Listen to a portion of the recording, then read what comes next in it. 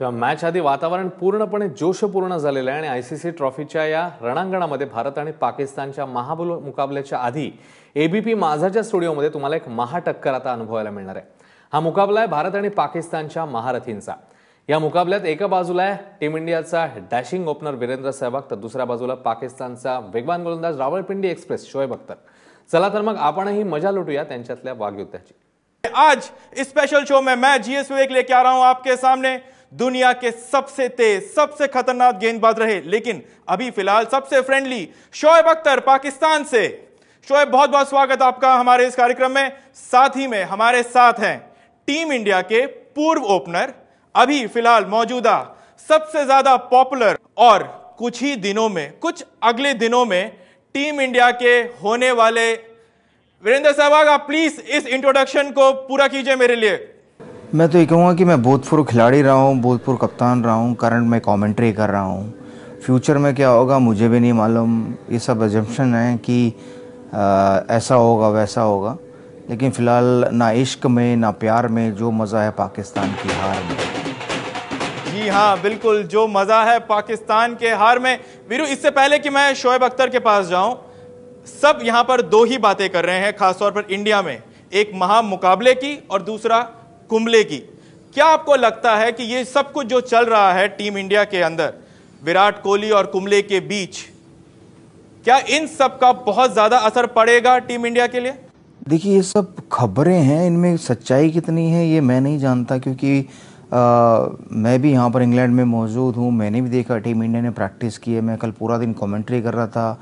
हमारे जो साथी कमेंटेटर थे सबा करीम, वो इंडियन टीम की जो इंडोर में प्रैक्टिस थी उससे लाइव कवरेज हमें दिखा रहे थे। तो उससे ऐसा कुछ नहीं लग रहा था कि शायद उनके बीच में कोई तनाव है, उनके बीच में कोई प्रॉब्लम है, क्योंकि अनिल कुंबले खुद विराट कोहली को थ्रो डाउन कर रहे थे। विराट कोहली उनके अगेंस्ट बैटिंग कर रहे थे, तो मुझे ऐसा कुछ लगा नहीं। और ये एक प्रोफेशनल इंडियन टीम है, यहाँ पर किसकी किससे बात हो रही है उससे कोई फ़र्क नहीं पड़ेगा। यहाँ पर फ़र्क पड़ेगा तो सिर्फ उस दिन उनकी परफॉर्मेंस पे। शोएब, यहाँ पर जो बात अभी तक वीरेंद्र सहवाग ने यहाँ पर साफ किया है कि इस पूरे मसले का कोई भी इम्पैक्ट टीम इंडिया में नहीं पड़ेगा, क्योंकि फिलहाल कुछ भी नहीं है ऐसा कोई प्रॉब्लम अनिल कुंबले और विराट कोहली के बीच। अगर आप पाकिस्तान के नजरिए से हमें बताएं कि क्या इसको एक अपॉर्चुनिटी मानते हैं, क्योंकि वीरेंद्र सहवाग ने पिछले कार्यक्रम में हमको बताया था कि भारत पाकिस्तान का तो बेसिकली एक नो कॉन्टेस्ट है यहाँ पे। गलत बात है, जब तक नतीजा और रिजल्ट आ ना जाए तब तक कोई कुछ कह नहीं सकता। टाइटैनिक बनाने वाले ने भी यही कहा था, इसको खुदा भी नहीं डुबा सकता, और वह एक पत्थर के साथ लग के डूब गई। नतीजा अल्लाह के हाथ में होता है और कोशिश इंसान के हाथ में।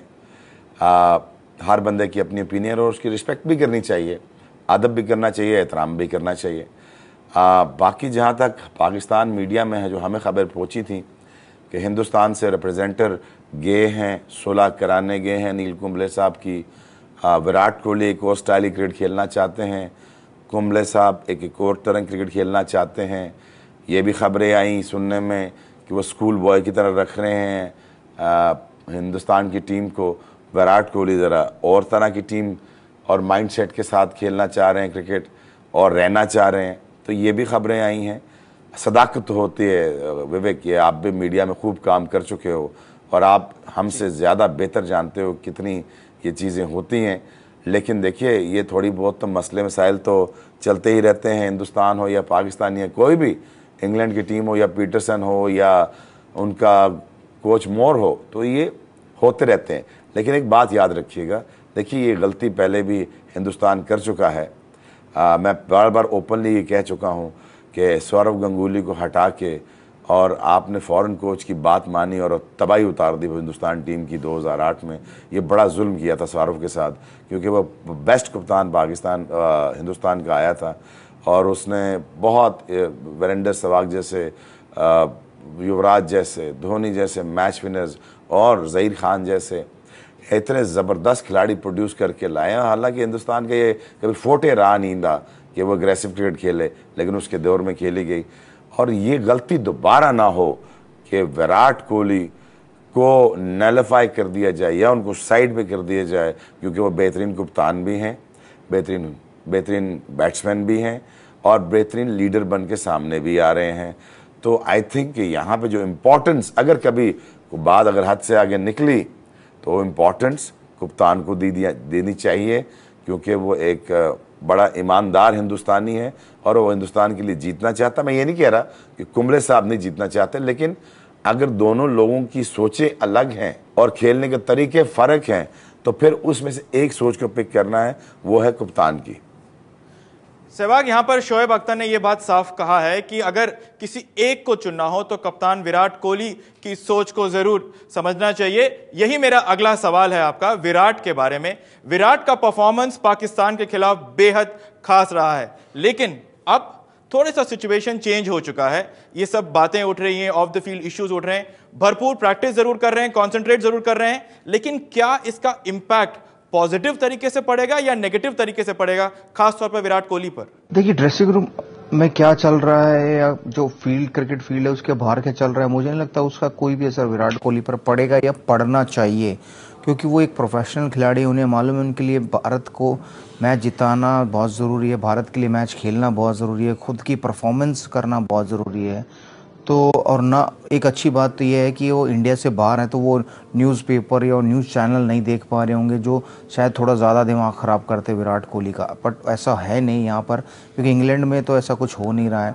लेकिन विराट कोहली के दिमाग में क्या चल रहा है ये तो मैं भी नहीं कह सकता, लेकिन ये ज़रूर चल रहा होगा पाकिस्तान से मैच है, उनका काम उस मैच पर फोकस करना है बजाय कि किसी और चीज़ के, क्योंकि और चीज़ पर अगर ध्यान लगाएंगे और मैच से ध्यान हटा तो कहते हैं ना कि नज़र हटी और दुर्घटना घटी, तो वो वाला काम हो जाएगा, फिर भारत को भुगतना पड़ेगा।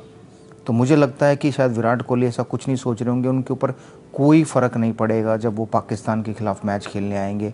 और शायद ये आप भी और हम सब लोग भी देखेंगे कि विराट कोहली वही विराट कोहली नज़र आएंगे पाकिस्तान के खिलाफ जो पहले नज़र आए थे। विजय सहवाग, यहाँ पर आपसे एक चीज़ मैं ज़रूर जानना चाहूँगा, वो बात ये कि फिलहाल शाहरियार खान ने एक पेप टॉक दिया है पाकिस्तान के सभी खिलाड़ियों को, बोला है कि ये एक नॉर्मल मैच की तरह खेलिए, ज़्यादा टेंशन लेने की बात नहीं है, हार जीत तो होती रहती है।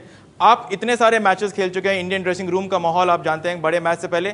आप प्लीज़ हमें ये बताइए कि एक बड़े मैच से पहले, पाकिस्तान मैच से पहले ड्रेसिंग रूम का माहौल कैसा होता है? क्या सबकी दिमाग में तो वही चल रहा होता है, लेकिन क्या सबकी जुबान पे भी वही मैच होता है? देखिए, मतलब मैं इंडियन टीम के ड्रेसिंग रूम की बात कर सकता हूँ। जब भी हम लोग पाकिस्तान से मैच खेले हैं तो हमको कोई ऐसी पेप टॉक देने आया नहीं, ना बोर्ड ऑफिशियल, ना कोई एक्स क्रिकेटर, ना, क्योंकि हम उसको एक अगले नॉर्मल मैच की तरह लेते हैं, कोशिश करते हैं ज़रूर। चाहे आप जितनी मर्जी कोशिश करिए कि इंडिया पाकिस्तान का मैच आप नॉर्मल मैच की तरह खेलिए, लेकिन ऐसा होता नहीं है, क्योंकि जो माहौल होटल के अंदर हो जाता है या जो माहौल ग्राउंड पे होता है या मीडिया में होता है या पब्लिक में हो जाता है, उससे ऐसा लगता है कि ये कल कोई मैच नहीं, कोई लड़ाई होने वाली है, कोई जंग सी होने वाली है ग्राउंड पर। शोएब, पिछले कार्यक्रम में आपने ये बार बार इस बात का जिक्र किया था कि अगर पाकिस्तान के पास अच्छे कंडीशंस की मदद मिल जाए, ओवरकास्ट कंडीशंस मिल जाए, तो शायद ये पाकिस्तान अटैक जो है टीम इंडिया के बैटिंग लाइनअप पर भारी पड़ सकता है। पिछला मैच ऑस्ट्रेलिया और न्यूजीलैंड का बारिश की वजह से धुल गया है, तो अब आप कैसे देखते हैं जिस तरीके का मौसम चल रहा है, बारिश का साया हुआ है पूरे मैच पे? नहीं, मेरा ख्याल है कि आइडियल सिचुएशन में 50 ओवर होने चाहिए, लेकिन फोरकास्ट अगर आप देखेंगे तो 70% रेन की प्रेडिक्शन है कल भी।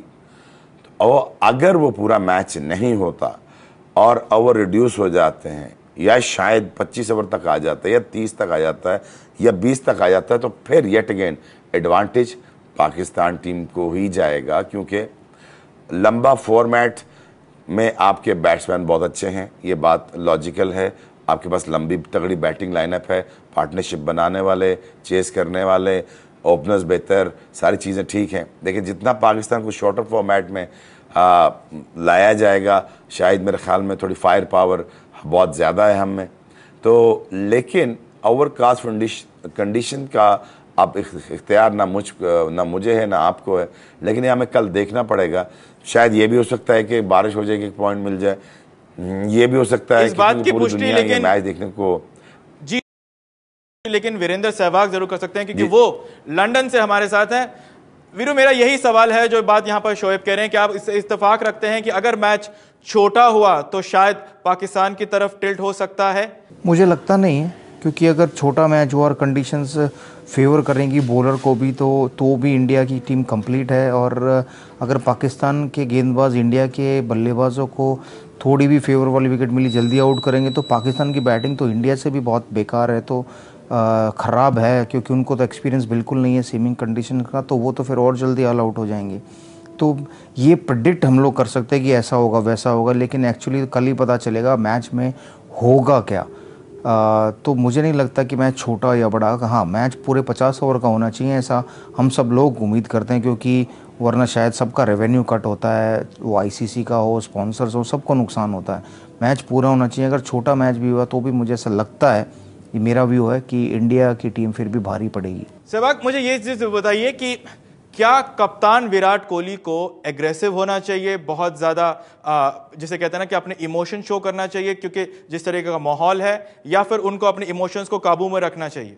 देखिए, कंट्रोल इमोशन होना चाहिए, और आप ना चाहते हुए भी पाकिस्तान के खिलाफ अग्रेसिव तो हो ही जाएंगे, लेकिन वो अगर कंट्रोल रहेंगे तो बहुत अच्छा रहेगा दोनों टीमों के लिए, दोनों टीमों के खिलाड़ियों के लिए। क्योंकि अगर आप अग्रेसिव हो जाएंगे, फिर अपने इमोशंस को कंट्रोल नहीं कर पाएंगे, तो फिर वो जैसे स्लेजिंग होती है वैसा कुछ आपको देखने को मिलेगा, जो कि हर एक मैच में शायद हुआ है इंडिया पाकिस्तान के पिछले कई सालों में।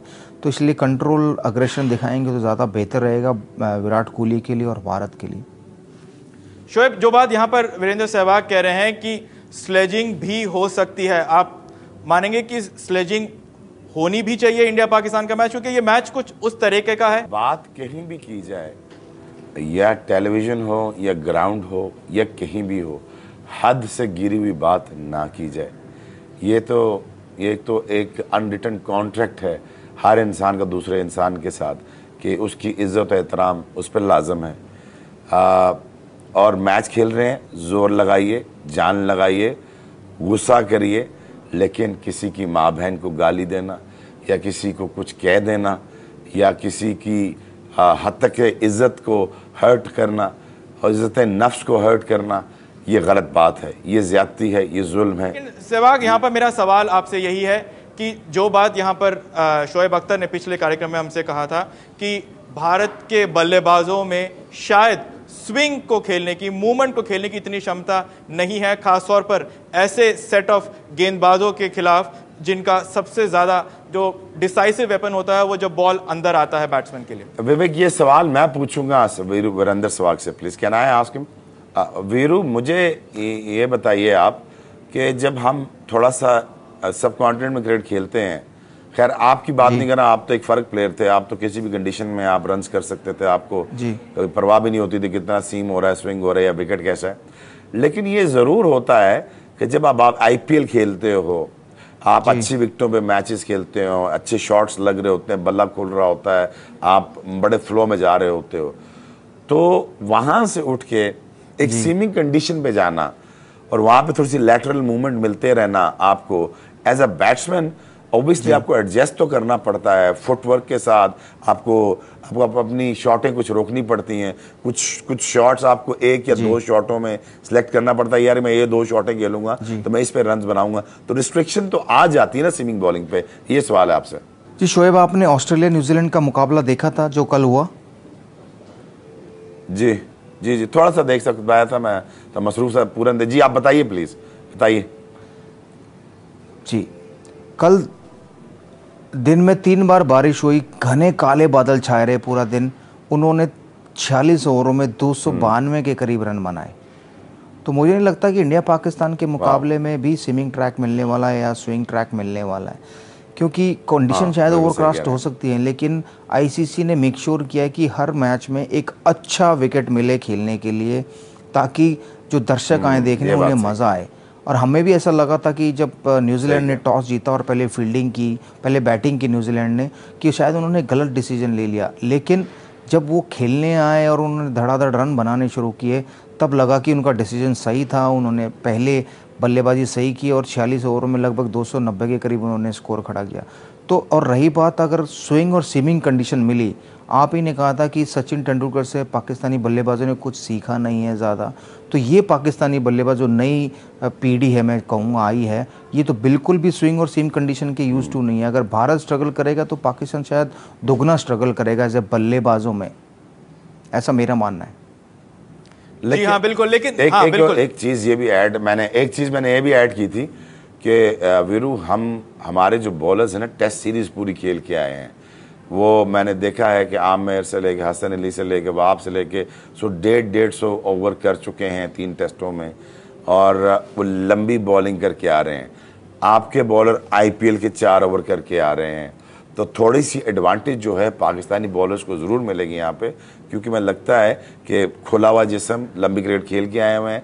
लेकिन जिस तरह आप कह रहे हैं कि कंडीशंस ऐसी बना रहे हैं या विकटें ऐसी दे रहे हैं कि जहाँ पे 300-300 रन्स बने, मुझे ये बताएं तो फिर टॉस जीत के पहले फैसला बैटिंग का करना चाहिए, चेस का करना चाहिए, क्योंकि आप वहाँ मौजूद हैं। देखिए, मैंने विकेट जो विकेट इंडिया पाकिस्तान के मैच में यूज़ होगा वो विकेट किसी ने भी नहीं देखा, क्योंकि उस पर उन्होंने मैट लगाया हुआ था, कवर किया हुआ था। तो शायद अगर विकेट अच्छा होगा तो दोनों टीमें चाहेंगी कि दबाव में बैटिंग ना करें, क्योंकि इंडिया पाकिस्तान में सबसे मुश्किल काम है कि दबाव में बैटिंग करना। और जो पहले बैटिंग करेगी, चाहे 250 रन बनाए, चाहे 225 रन बनाए, चाहे 280 रन बनाए, वो बहुत मुश्किल होता है इंडिया पाकिस्तान के मैच में चेज़ करना। शायद इंडिया ने एक ही बार ऐसा चेज़ किया था 2003 में, पाकिस्तान ने 284 के करीब रन बनाए थे, जिसमें सचिन तेंदुलकर ने 98 रन बनाए थे। और इसलिए भी मुश्किल होता है क्योंकि एक तो वो इंडिया पाकिस्तान गेम है, दूसरा कि अगर 250 से ज़्यादा रन लग गए तो और दबाव बढ़ जाता है बल्लेबाज पर। तो दोनों टीमें शायद यही चाहेंगी कि वो टॉस जीतकर पहले बल्लेबाजी करें, जितने भी रन बनाए उन्हें डिफेंड करें, कि शायद थोड़ी क्लाउड आए तो उनको कंडीशन ऐसी मिले कि बॉल स्विंग हो तो उन्हें बेनिफिट मिले। अदरवाइज़ मुझे नहीं लगता कि कोई भी टीमें सोचेगी कि उन्हें पहले गेंदबाजी करना चाहिए। डिपेंड करता है टोटली ऑन कंडीशंस की, विकेट कैसा मिलेगा उसके ऊपर। बट फिर भी टीमें यही चाहती हैं कि वो पहले बल्लेबाजी करे बगैर दबाव के। सहवाग, ये चीज यहां पर सब लोग जानना चाहेंगे कि आपका आइडियल प्लेइंग 11 टीम इंडिया के लिए क्या होगा, क्योंकि यहां पर युवराज सिंह 2 प्रैक्टिस मैच खेले नहीं है, रोहित शर्मा ज्यादा फॉर्म में है नहीं, तो आप कैसे देखते हैं युवराज को, रोहित को और इस पूरे प्लेइंग 11 को? क्या होगा आपका पहला प्लेइंग 11? देखिए, मैं ये ज़रूर मानता हूँ कि युवराज और रोहित को वो प्रैक्टिस मैचेस में अपॉर्चुनिटी नहीं मिली। एक में मिली, उसमें वो आउट हो गए रोहित, युवराज बीमार थे, लेकिन फिर भी ये दोनों मैच विनर हैं। रोहित शर्मा ने तो 2 दोहरे शतक बनाए, वर्ल्ड में किसी ने भी नहीं बनाए। और युवराज सिंह ने जितने मैचेस जिताए हैं शायद इस टीम में किसी और ने नहीं जिताए होंगे। तो इसलिए इन दोनों का रहना बहुत ज़रूरी है। तो Rohit Sharma, Shikhar Dhawan, Virat Kohli, Yuvraj Singh, MS Dhoni, Kedar Jadhav, Ashwin, Jadeja, Umesh Yadav, Bhuvneshwar Kumar, Bumrah, I think ये शायद प्लेइंग 11 मेरे हिसाब से खेल सकती है। शोएब, कैसे देख रहे हैं आप पाकिस्तान के हिसाब से सबसे ज़्यादा वीक लिंक आप किसको मानते हैं और सबसे ज़्यादा स्ट्रॉन्ग पॉइंट आप किसको मानते हैं इस पूरी इंडियन टीम में? मैं किसी को वीक लिंक को किसी को भी नहीं मानता। मैंने ये ज़रूर कहा था पिछले प्रोग्राम में आप पे, मैंने पाकिस्तान टीम की सिलेक्शन पे तनकीद इसलिए की थी, क्रिटिसिज्म इसलिए किया था कि कामरान अकमल को नहीं ड्रॉप करना चाहिए। और वीरू से आपने ये बात पूछनी है बाद में, और मैं वीरू से पूछ भी रहा हूँ, क्योंकि वेस्ट इंडीज़ में बॉल थोड़ा रुक के आ रहा था, पेस पे नहीं आता। ये बैकफुट का प्लेयर कामरान अकमल, यहाँ बॉल तेज़ आएगा, कट भी लगेगी, अच्छा ड्राइव भी लगेगा, छोटी पुल भी लगती है। ये वीरेंद्र सहवाग बेहतर बताएंगे इस चीज़ के बारे में।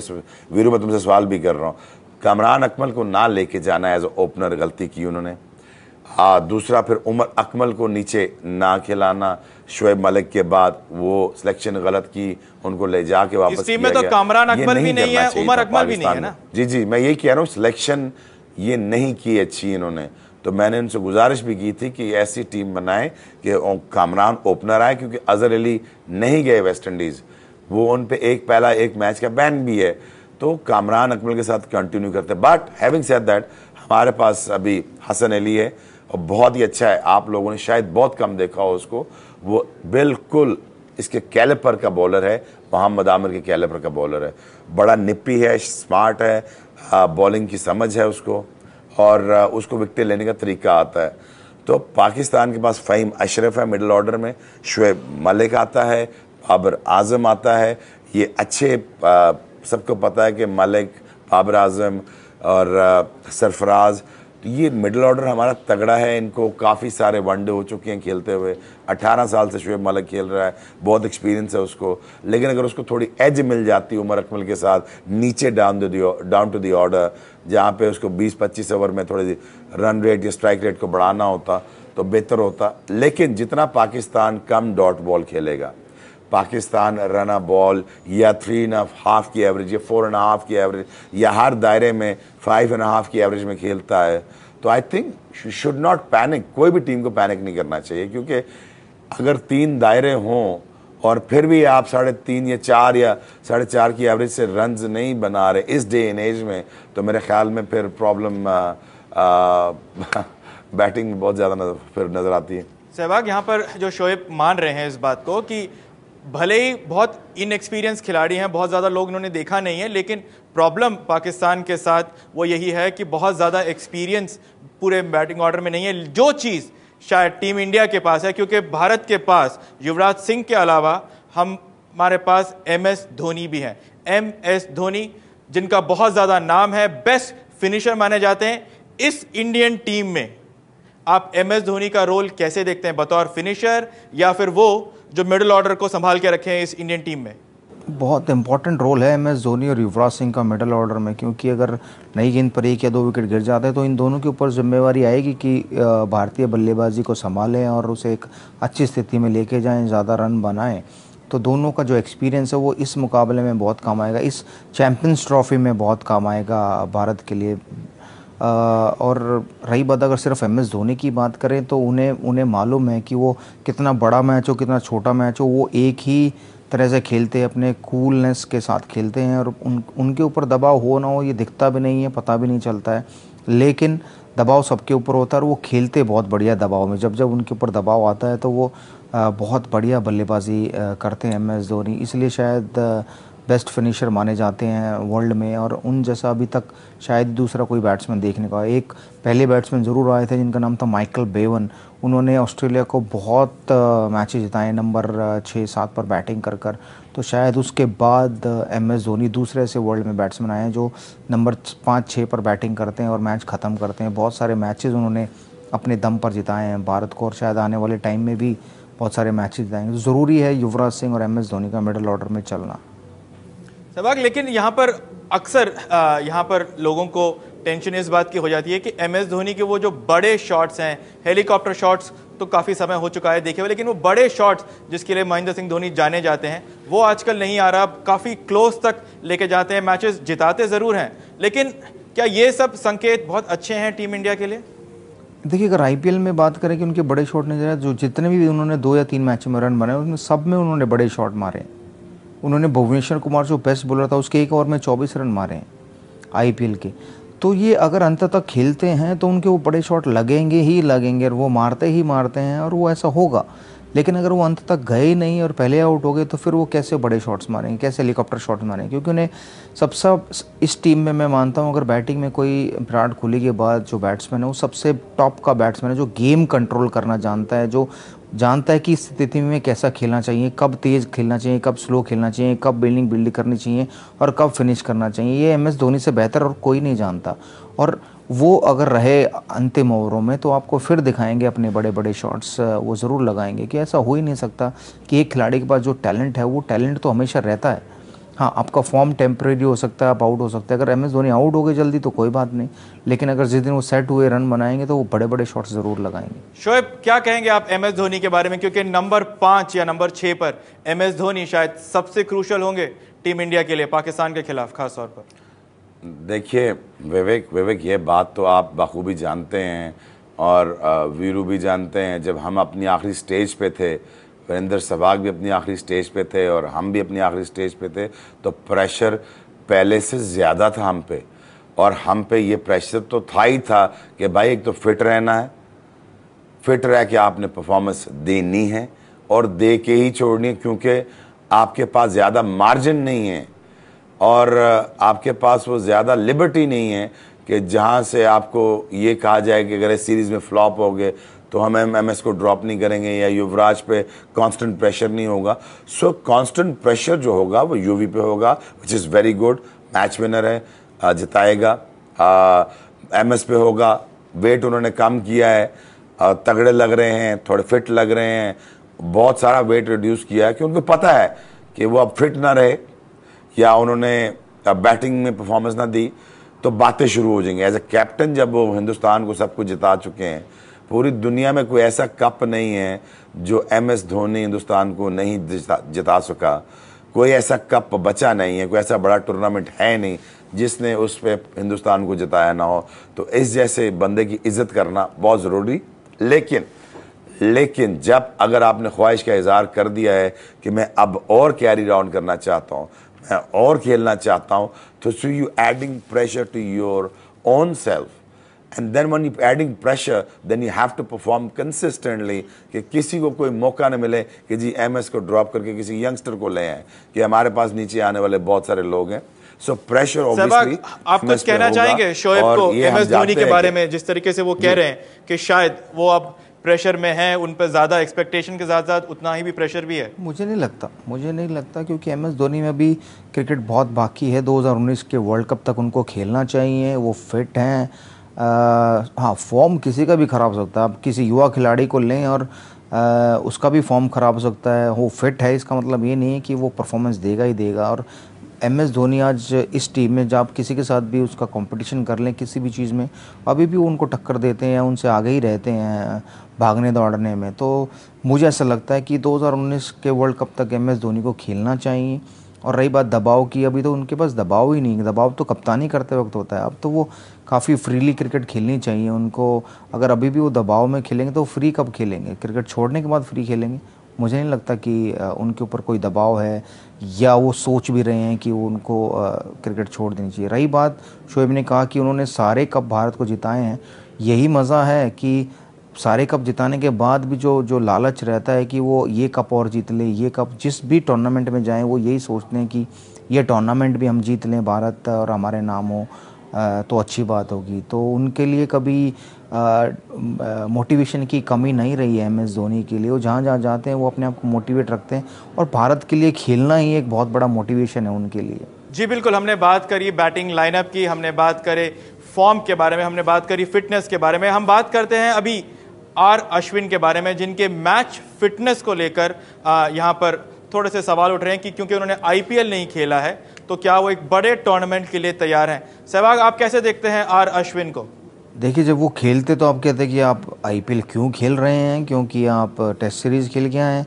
वो नहीं खेलने तब आप कह रहे हैं कि वो क्यों नहीं खेले, क्योंकि उनको मैच प्रैक्टिस की कमी है। वो इतने बड़े टूर्नामेंट में कैसे खेलेंगे? वो भी तो खिलाड़ी होते हैं जो सिलेक्ट ही नहीं होते IPL में, और फिर इंडियन टीम में सिलेक्ट होते हैं और उन्हें खेलना पड़ता है।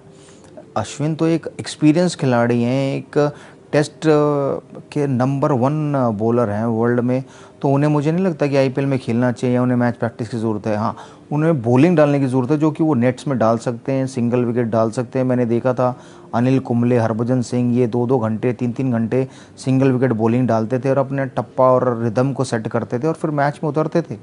अगर मैच नहीं भी खेला तो उन्हें कोई फ़र्क नहीं पड़ता था। तो इसीलिए अश्विन ने मैच तो फिर भी खेले हैं, दोनों प्रैक्टिस मैच उन्होंने गेंदबाजी की है और अच्छी गेंदबाजी की है, और वो एक अच्छे गेंदबाज, उन्हें मालूम है कि इस मैच की क्या अहमियत है और वनडे में कैसे गेंदबाजी करना है। क्योंकि MS धोनी जब कप्तान थे IPL में, उनको नई गेंद पावर प्ले में कराते थे।